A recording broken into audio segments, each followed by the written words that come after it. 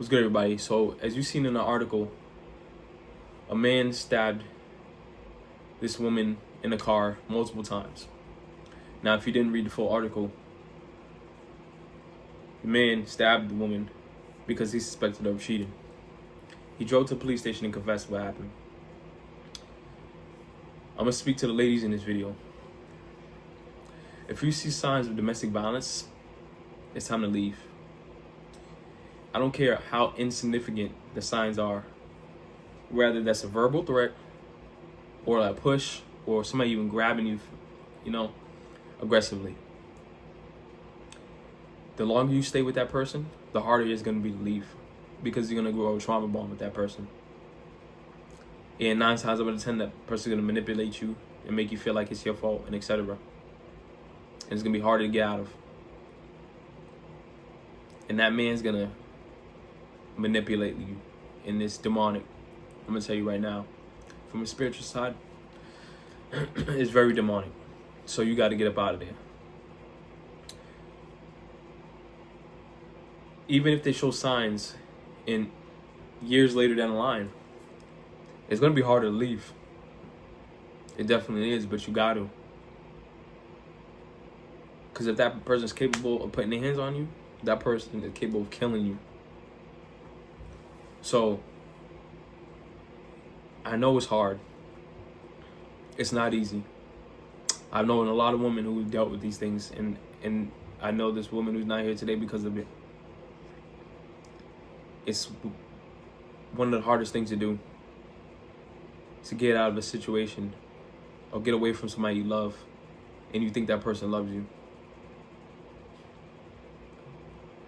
But I'm begging you to find the courage to leave. Reach out to somebody.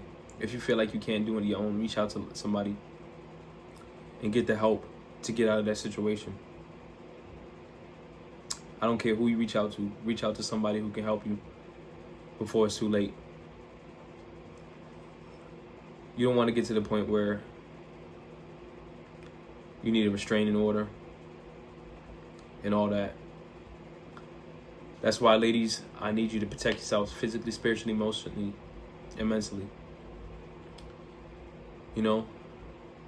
Be independent.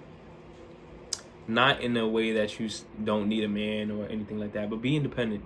Take your own safety to your own hands. When you're going on dates, bring your pepper spray. And if you have a firearm, bring your firearm. Arm yourselves, ladies. Get your license to carry. Practice with a firearm. Know the gun laws. Know the self-defense laws. Get these tools to protect yourself. But first and foremost, don't ignore the red flags. Do not ignore the red flags. Whether in a long relationship, or you're just dating, or your relationship is just beginning. If you see any signs of domestic violence or physical, spiritual, emotional abuse, get up out of there. Because if you feel like this person can physically harm you, 9 times out of 10, they could. So, before you even have to use a weapon or anything to protect yourself, and you end up fighting for your life, the easiest way to avoid all that is to not ignore the red flags. And I know it's hard. It may be real hard because you love that person. But if that person doesn't love you enough to not put their hands on you or threaten to do so, then you got to go. Your life depends on it. If you got kids, your family depends on it. They all depend on it.